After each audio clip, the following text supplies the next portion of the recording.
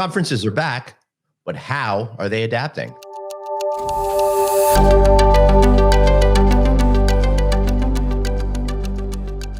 everybody, Glenn Hausman here with Sean Worker. We're talking about adaptation in the marketplace with another fun episode here of The Adapters. Sean, great to see you. Now, I cannot help but wonder about all the changes that are taking place out there when it comes to us getting back to conferences. As you know, we're all starting to get out there slowly, but things are adapting, things are changing, and I'm not sure conferences are going to be exactly the same as we've grown accustomed.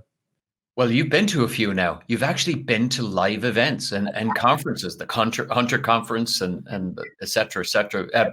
I just have to ask you again, how did it feel? It felt great. It felt inspirational. It felt as if we're all getting on with it. The first day is a little bit complicated, I think, for everybody trying to get used to things on those training wheels. But by the second day, it's like riding that bike. You didn't forget how to do it. You might have just needed a little bit of encouragement to get going once again. But Sean, felt normal, felt perfect, felt exactly where we should all be, just getting back to it. I think it was more about you getting around on scooters. I think the days of getting around on scooters at all these big event buildings and complexes, give us scooters, please give us scooters, especially later in the day. I like that idea. As a matter of fact, where I was in Atlanta, I saw the scooters are back out on the streets, which is really good news. But that is for another episode of The Adapters here. So what are you thinking about when it comes to all of these events that are out there in terms of how they're going to adapt to take care of all these industries outside travel, tourism, and hospitality? They're using travel, tourism, and hospitality to facilitate their events. Over the last number of shows, Glenn, we have gone around the edges. We've talked about ghost kitchens. We've talked about how cities are reimagining themselves. We've talked about how and where transportation and cities interact and city managers interact. And the rubber hits the road, keep the pun going, is around events. And I think for our audience, maybe a little context, because when we were certainly doing research for the show, this is a $1.1 trillion business category. And the impact over the last year or so has seen, it dropping in the billions. It's seen roughly 25%, in some cases, some cities, 50% of the staff that supports and builds that are either laid off or furloughed. That's right.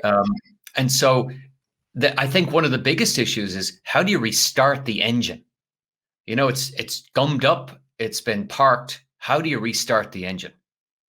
That's going to be one of the biggest things. I kind of like see a parable to how I have to get my old body in shape every single morning when I got out of bed. I'm stiff. I'm not used to movement, and I've got to go slowly and work it out a little bit. But once you get going, things seem to be pretty normal. Yeah, and the other context around this, when you think of the categories, we just say events. Mm-hmm. Well, what drives this? There's these industries that drive this, apparel, auto, defense, finance, food, hospitality, healthcare, tech, transport. All of them have different restart times. Right. And also, we are not going to see that renewal until we have planes in the air and companies sort out who they're going to send, why they're going to send them there, how are they going to communicate, and more importantly, how are they going to know that their target audiences are going to show up? Mm-hmm. And that's so uncertain. So I would put an underscore, super uncertain, high need to be together, high need for people to get together. But when and how, that's going to be a real gum starter. I agree with you, Sean, but I also think that it's going to be a lot quicker than a lot of folks out there perceive. We're already seeing evidence of that. I've been talking about that for the last year or so. People just want to go back to what they were accustomed to. And at least here in the United States, at least here where a vast majority of the population has now been fully vaccinated, you see it. There's been a switch has been flipped, and people are getting back to it, not just with their normal lives, but getting back on the road, doing business and heading to events. Yeah, we need the concerts to go because, oftentimes there's a concert in town the same time there's big events in town. So these go hand in hand. And, even in Ireland, we're seeing Madness back on the road. So they're, dusting the boys off from 40 years ago. So I think there's a lot of 40-year-old bands that are getting on the road again, but we're not seeing the big names yet. That's more later, maybe early 2020 2. Are they still living in a house in the middle of the street, or did they move somewhere else? Yeah, baggy. They got baggy trousers on too. So you're okay. Oh, no one's going to listen to this show. No one. So the other part, though, I think is we're moving from virtual to hybrid. Right. And I know we were talking off air on this, that there's an opportunity there, and it could be an opportunity lost if you don't jump on it. I know you got some opinions on that. I definitely have some opinions on it. And it's interesting to see now all of a sudden people are saying, let's do hybrid events as if it's a brand new idea. This is one of the things that I never understood about the events industry for years and years and years. Mm-hmm. They worked out of a place of fear that if they offered some sort of virtual component, if they added some of that educational stuff to the online medium, for some reason, they believed that people wouldn't come and spend the same amount of money and create the right event. I've always contended that all you're doing is opening it up to people who otherwise would not have come.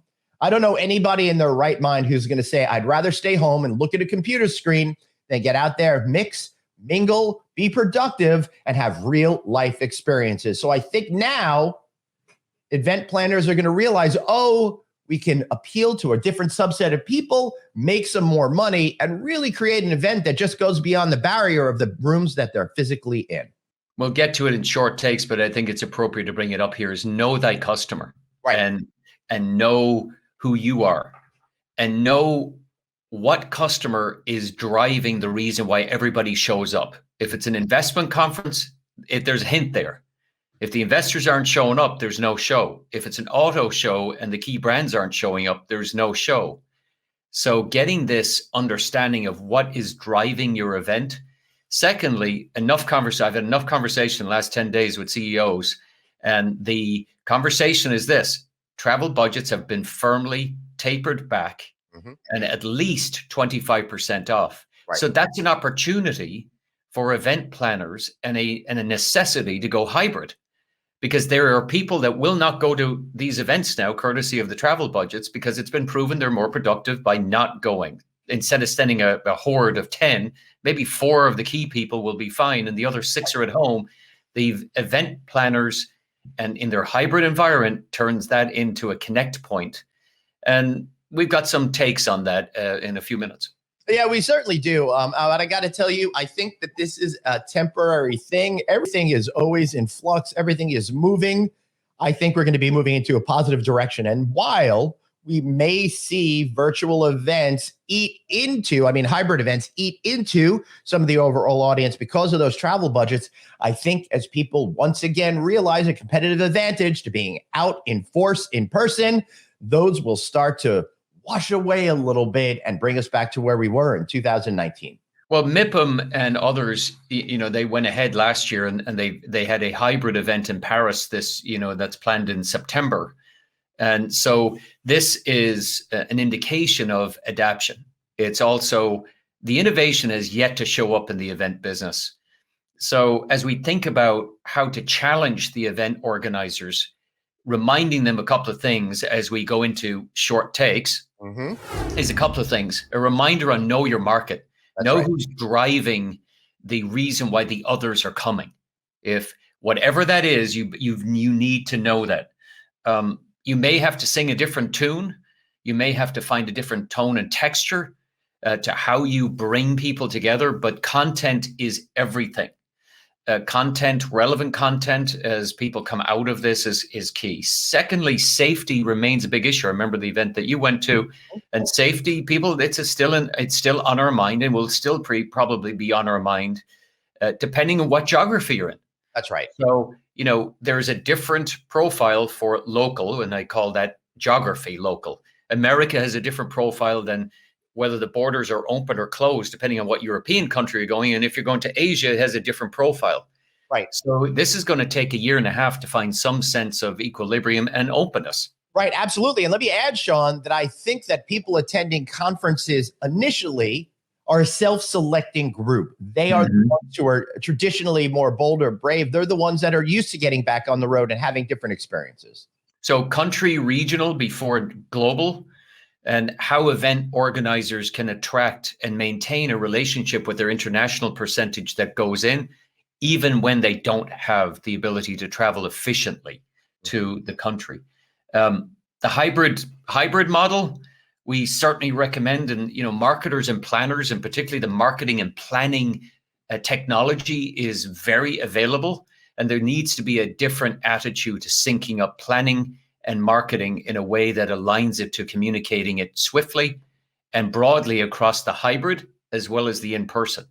And that's going to be a big challenge. Learning platforms are out there and they need to take advantage of them. Don't try and build it. You can buy it. Every time I've seen someone try to build it, that was a big mistake. Penny wise, pound foolish move. Make that investment in proven technology. Cvent and others are ahead of it. There's others that are ankle biters and still doing a good job. Buy versus build.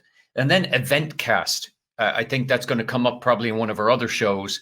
But the communication with your community. We've spoken about community before. How do you EventCast in a way that speaks to the local, but equally connects with the hybrid? That's right. And having that skill set and getting professionals involved to broadcast. This is EventCast. This isn't just digitally transferring.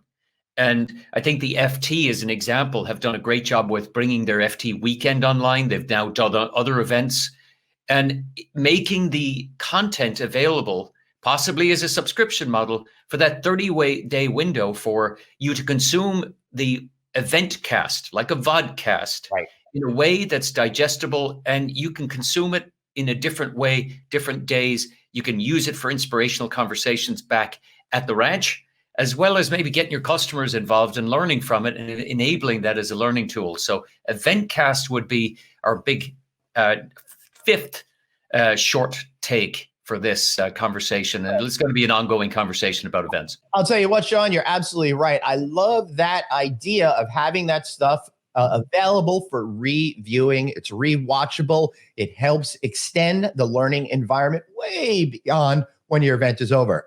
But Sean, the other thing that struck me is something that you said is you have to have the right people in place. When you're doing these events, it's no longer good enough just to accept sponsorship fees in order to get somebody to host a panel or be on a panel. You need to have people that understand this medium, that can connect and make sure people are watching at home for more than 30 seconds before they tune out from boredom. It's an event and it is broadcasting. And broadcasting needs professionals and professionals to facilitate and make the content come alive so that we do not have the boring 5 on a panel and we rotate appropriately through the 5 for the 3 minutes each and we learn nothing. That's right. So this is a way to really co-opt and extend and embed your brand and deal with the issues that are super current. And guess what? With an EventCast, you can do touch-ups and you can do updates over the course of 30 days and keep your relationship alive. Yeah, I love the idea of adding some new elements to it. That way you could reach out and continue communications with the folks that are attending your conference or have signed up in your newsletter. Great stuff, Sean. All right, so be sure to learn more by going to theadapters.net. See all of our collection of great videos, not just these short form videos, but longer in-depth videos as well. And of course, get the book. You can find that at Amazon.com, all of your digital outlets and wherever fine her bookstores are. So for Sean Worker and myself, Glenn Hausman, thanks for watching. We'll see you next time.